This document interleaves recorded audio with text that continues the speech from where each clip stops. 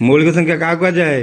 ଯେଉଁ ସଂଖ୍ୟାର ଦୁଇଟି ମାତ୍ର ଗୁଣନୀୟକ ଥାଏ ତାହାକୁ ମୌଳିକ ସଂଖ୍ୟା କୁହାଯାଏ।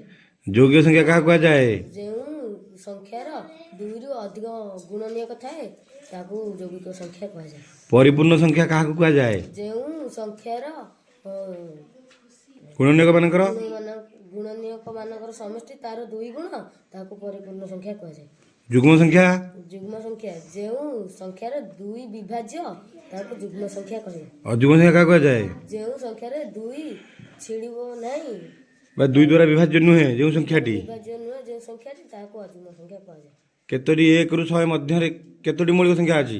1ରୁ 100 ମଧ୍ୟରେ 15ଟି 15टी 25टी अछि। 1 रु 100 मध्य 25ଟି 25टी मौलिक संख्या अछि। 1 रु 50 मध्य 1ରୁ 50 ମଧ୍ୟରେ 15ଟି 15टी मौलिक संख्या अछि। आउ 50 रु 100 मध्य 50ରୁ 100 ମଧ୍ୟରେ 10ଟି 10टी तेणु ये 15 10 केते हला 25 25 1 रु 100 मध्य 25टी मौलिक संख्या ଅଛି। अछि। हाउ मन देई पड़।